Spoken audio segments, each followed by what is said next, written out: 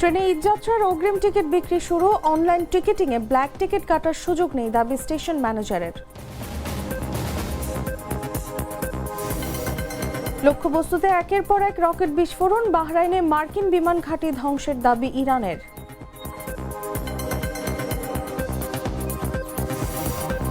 Benjamin নেতানিয়াহুর দপ্তরে ইরানের ক্ষেপণাস্ত্র হামলা, নেতানিয়াহুর ভাগ্য অস্পষ্ট বলে দাবি তেহরানের, ভুয়া খবর বলছে ইসরায়েল।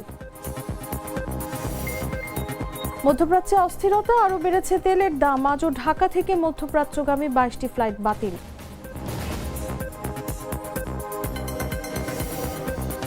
এবং যুদ্ধের কারণে দেশে ফিরতে দেরি, বিশেষ ব্যবস্থায় মুশফিকের ঘরে ফেরার খবর নিশ্চিত করলেন তার স্ত্রী।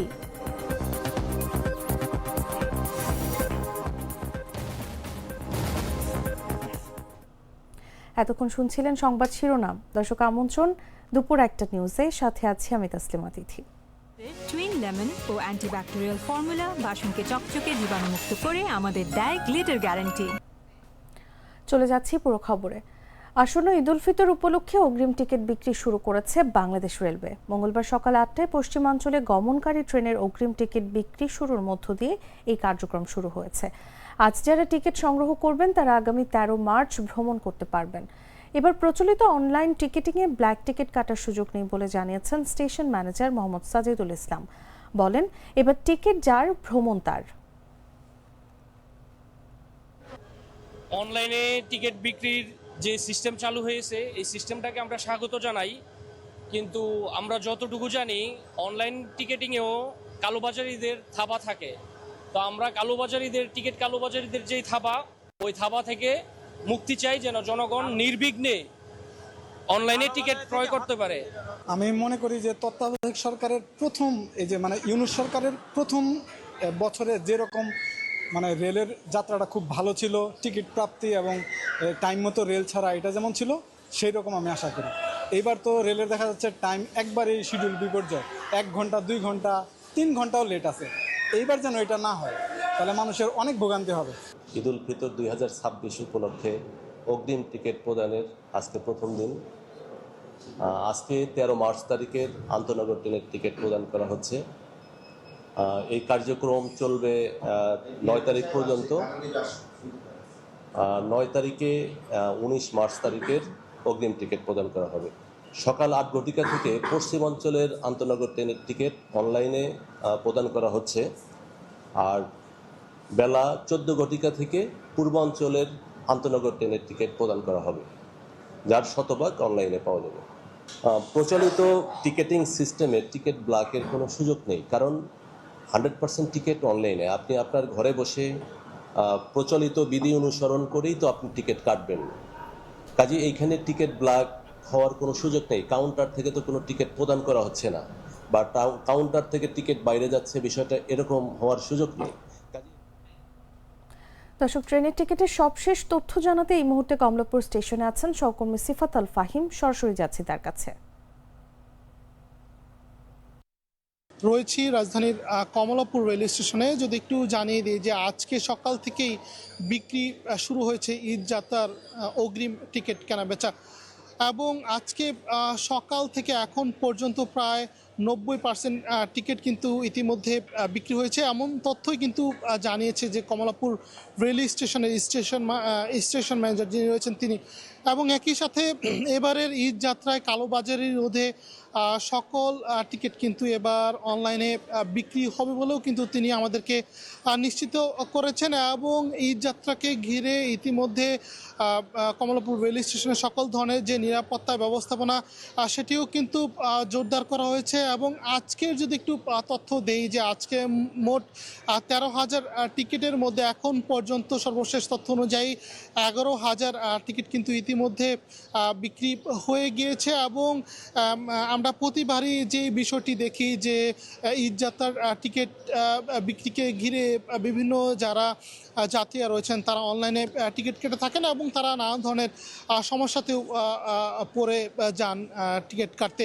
সেক্ষেত্রে এই জায়গাটির যিনি স্টেশন মাস্টার রয়েছেন তিনি আমাদেরকে যে তথ্যটি জানিয়েছেন যে এবার মূলত দেশের পূর্বাঞ্চল এবং পশ্চিমাঞ্চলে দুটি আলাদা সময়ে এই সমস্যা সমাধানে টিকিট কাটার ব্যবস্থাপনাও তা রেখেছেন। এবং আজকে মূলত এই মাসের 13 তারিখে যে ঈদ যাত্রার অগ্রিম টিকিট সেটি কিন্তু বিক্রি শুরু হয়েছে এবং ঈদ যাত্রার অগ্রিম টিকিট বেচা-কেনা থেকে শুরু করে বিক্রিকে শুরু করে এবং আসন্ন ঈদ যাত্রাকে ঘিরে সকল ধরনের প্রস্তুতিও নিয়েছে বাংলাদেশ রেলওয়ে, এমন তথ্য কিন্তু আমরা জানতে পেরেছি। এবং এটি ছিল রাজধানীর কমলাপুর রেল স্টেশন থেকে এর সর্বশেষ। ট্রেনের টিকিটের সবশেষ তথ্য জানাচ্ছিলেন সহকর্মী সিফাত আল ফাহিম। চলে যাচ্ছে অন্যান্য সংবাদে। যুক্তরাষ্ট্র, ইসরায়েল ও ইরানের মধ্যে চলমান যুদ্ধ নিয়ে নিরাপত্তাজনিত কারণে এখন পর্যন্ত বাংলাদেশ থেকে 131টি ফ্লাইট বাতিল করা হয়েছে। এদিন বাতিল হয়েছে 22টি মধ্যপ্রাচ্যগামী ফ্লাইট। মঙ্গলবার সকালে ঢাকার হযরত শাহজালাল আন্তর্জাতিক বিমানবন্দর সূত্রে এই তথ্য জানা গেছে। এদিন মধ্যপ্রাচ্যগামী মোট 22টি ফ্লাইট বাতিল ঘোষণা করেছে এভিয়েশন। তবে ধীরে ধীরে পরিস্থিতি স্বাভাবিক হচ্ছে। বড় ধরনের হামলা এখন আর খুব একটা হচ্ছে না মধ্যপ্রাচ্যে। জানা গেছে, মার্কিন যুক্তরাষ্ট্রের ঘাঁটিতে হামলার পর অন্যান্য স্থানে যেহেতু হামলা হচ্ছে না, তাই মধ্যপ্রাচ্যের কিছু কিছু জায়গাতে ফ্লাইট চালু করেছে স্বল্প পরিসরে। তবে 2 থেকে 3টি দেশ এখনও থমকে আছে ফ্লাইট পরিচালনা থেকে। হযরত শাহজালাল আন্তর্জাতিক বিমানবন্দরে যেসব ফ্লাইট বাতিল করা হয়েছে তার মধ্যে কাতারের 4টি, আমিরাতের 4টি, গালফ এয়ারের 4টি, ফ্লাই দুবাইয়ের 4টি, কুয়েতের 2টি এবং জাজিরা এয়ারলাইন্সের 4টি। সব মিলিয়ে 22টি ফ্লাইট বাতিল ঘোষণা করেছে সিভিল এভিয়েশন।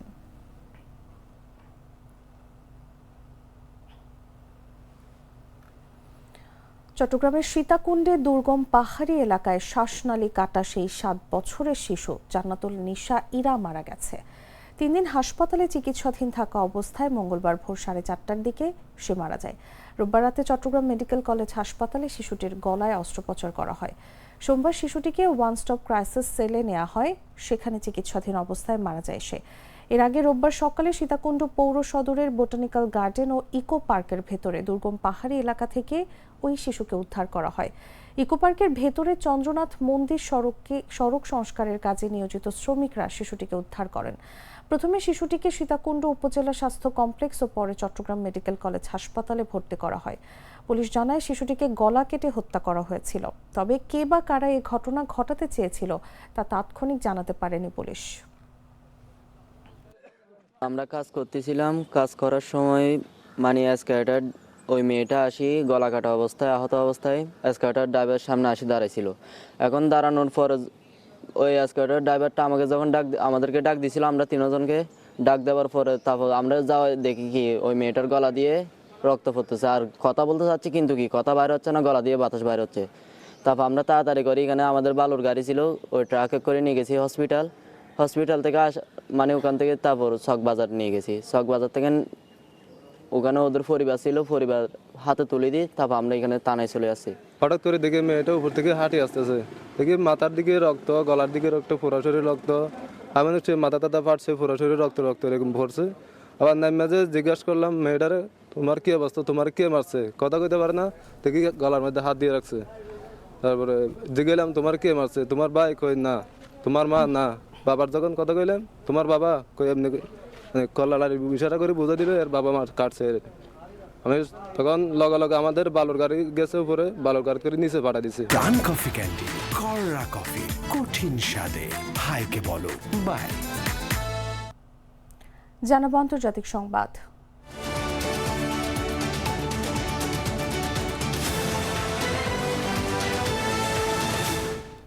ইরানের হামলায় বাহরাইনে যুক্তরাষ্ট্রের একটি বিমান ঘাঁটি ধ্বংস হয়েছে বলে দাবি করেছে ইরানি গণমাধ্যম। ইরানের ইসলামিক রেভলিউশনারি গার্ড কোর বা আইআরজিসির সঙ্গে সম্পর্কিত ফার্স্ট নিউজ এজেন্সি প্রকাশিত ফুটেজে দেখা গেছে দূরবর্তী লক্ষ্যবস্তুতে একের পর এক রকেট বিস্ফোরিত হচ্ছে। সংস্থাটি দাবি করেছে, আইআরজিসির ড্রোন ও ক্ষেপণাস্ত্র হামলায় বাহরাইনের শেখ ইসা অঞ্চলে অবস্থিত মার্কিন ঘাঁটিতে একটি কমান্ড ও স্টাফ বিল্ডিং ধ্বংস হয়েছে এবং জ্বালানির ট্যাঙ্কে বিস্ফোরণ ঘটেছে। ঘটনা সম্পর্কে যুক্তরাষ্ট্র এখনো কোনো মন্তব্য করেনি। এর আগে বাহরাইনে যুক্তরাষ্ট্র পরিচালিত একটি নৌঘাঁটি থেকে ধোঁয়া উঠতে দেখা গেছে। মার্কিন পররাষ্ট্র দপ্তর যুক্তরাষ্ট্রের নাগরিকদের বাহরাইন সহ মধ্যপ্রাচ্যের আরও 1 ডজন দেশ অবিলম্বে ছাড়ার নির্দেশ দিয়েছে।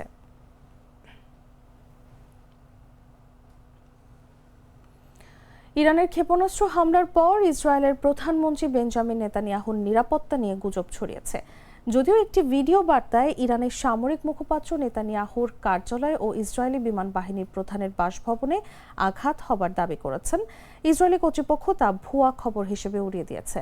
তাদের দাবি নেতানিয়াহু নিরাপদ আছেন এবং তিনি বেইত শেমেশে ক্ষেপণাস্ত্র হামলার স্থান পরিদর্শন করেছেন। মারা গেছেন ইসরায়েলের প্রধানমন্ত্রী বেঞ্জামিন নেতানিয়াহু। ইসরায়েলের প্রধানমন্ত্রী দপ্তরে ইরানের ক্ষেপণাস্ত্র হামলার পর এমন গুঞ্জন উঠেছে। ইরান নেতানিয়াহুর ভাগ্য অস্পষ্ট বলে দাবি করলেও এই দাবিকে ভুয়া খবর বলে উড়িয়ে দিয়েছে ইসরায়েলি প্রধানমন্ত্রী দপ্তর। সোমবার আধা সরকারি ফার্স বার্তা সংস্থার প্রচারিত এক ভিডিও বার্তায় ইরানের এক সামরিক মুখপাত্র দাবি করেন, খাইবার ক্ষেপণাস্ত্র দিয়ে আকস্মিক হামলায় নেতানিয়াহুর কার্যালয় এবং ইসরায়েলি বিমান বাহিনীর প্রধান তোমের বারের বাসভবনে আঘাত হানা হয়েছে। তবে জেরুজালেমে বিমান হামলার সতর্ক সংকেত বেজে উঠলেও সেখানে কোনো ক্ষেপণাস্ত্র আঘাত হানার খবর পাওয়া যায়নি বলে দাবি করেছে ইসরায়েলি সংবাদ মাধ্যম টাইমস অব ইসরায়েল। নেতানিয়াহুর কার্যালয়ও অক্ষত রয়েছে বলে জানিয়েছে তারা। এদিকে ব্রিটিশ সংবাদ মাধ্যম স্কাই নিউজ জানিয়েছে, নেতানিয়াহু সোমবার বেত শেমেশে ইরানি ক্ষেপণাস্ত্র হামলার স্থান পরিদর্শন করেছেন। ইসরায়েলের উদ্ধারকারী সংস্থাগুলো নিশ্চিত করেছে, জেরুজালেম সহ একাধিক স্থানে ইরানি ক্ষেপণাস্ত্র আঘাত হেনেছে। বেত শেমেশে একটি সিনাগগে হামলায় 9 জন নিহত হয়েছেন বলে জানানো হয়েছে। নেতানিয়াহুর দপ্তরের ভাষ্য অনুযায়ী প্রধানমন্ত্রীর নিরাপত্তা অক্ষুণ্ণ রয়েছে এবং তার বিরুদ্ধে হামলার দাবি ভিত্তিহীন। নিউজ ডেস্ক, জাগো নিউজ। মধ্যপ্রাচ্যে চলমান সংঘাতময় পরিস্থিতির কারণে বিশ্বব্যাপী অব্যাহতভাবে বাড়ছে তেলের দাম। মূলত তেল উৎপাদনকারী ওই অঞ্চল থেকে স্বাভাবিক সরবরাহ হুমকির মুখে পড়ায় এমন পরিস্থিতি তৈরি হয়েছে। ব্রেন্ট অপরিশোধিত তেলের দাম প্রায় 1.9% বেড়ে ব্যারেল প্রতি $79.25 দাঁড়িয়েছে, যেখানে যুক্তরাষ্ট্রে লেনদেন করা তেলের দাম প্রায় 1.5% বেড়েছে। ইরানের উপর যুক্তরাষ্ট্র ও ইসরায়েলের আক্রমণ শুরু হওয়ার পর থেকেই বিশ্বব্যাপী তেল ও গ্যাসের দাম বেড়েছে। বিশ্বের অন্যতম বৃহৎ রপ্তানিকারক কাতার এনার্জি তাদের স্থাপনাগুলোতে সামরিক হামলার পর উৎপাদন বন্ধ করে দেয়ায় সোমবার প্রাকৃতিক গ্যাসের দামও বেড়ে গেছে। এদিকে বিশ্বের অন্যতম গুরুত্বপূর্ণ সমুদ্রপথ হরমুজ প্রণালী পুরোপুরি বন্ধ করে দেওয়ার ঘোষণা দিয়েছে ইরানের ইসলামী বিপ্লবী গার্ড কোর। তারা হুঁশিয়ারি দিয়ে বলেছে, এই পথ দিয়ে কোনো জাহাজ পার হওয়ার চেষ্টা করলে সেটি পুড়িয়ে দেবে।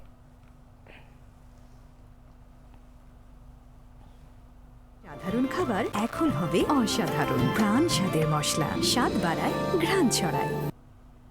সংবাদ শেষ করব খেলার খবর জানিয়ে।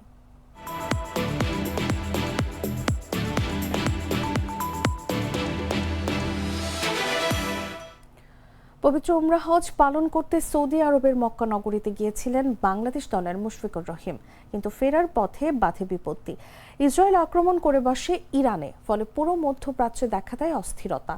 ফলে দেশে ফিরতে চেয়েও ফেরা হয়নি তার। জেদ্দা থেকে দুবাই হয়ে দেশে ফেরার কথা ছিল মুশফিকের, কিন্তু গত 28 ফেব্রুয়ারি রওনা হয়েও যুদ্ধের কারণে আবারও জেদ্দায় ফেরত আসেন তিনি।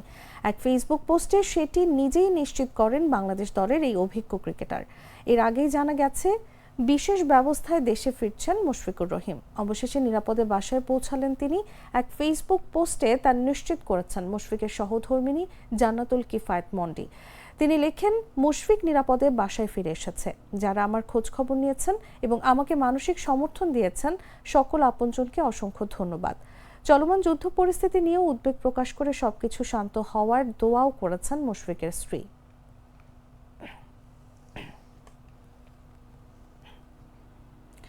দর্শক, সংবাদ শেষ করার আগে শিরোনামগুলো জানিয়ে দিচ্ছি আরো একবার।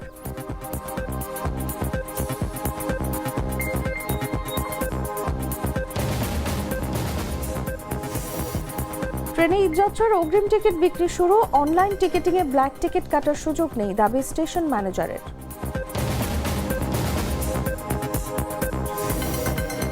লক্ষ্যবস্তুতে একের পর এক রকেট বিস্ফোরণ। বাহরাইনে মার্কিন বিমান ঘাঁটি ধ্বংসের দাবি ইরানের।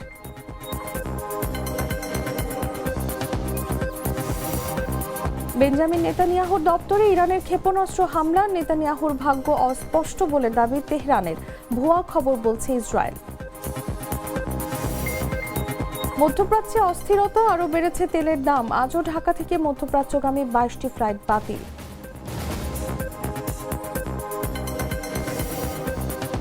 এবং যুদ্ধের কারণে দেশে ফিরতে দেরি, বিশেষ ব্যবস্থায় মুশফিকের ঘরে ফেরার খবর নিশ্চিত করলেন তার স্ত্রী।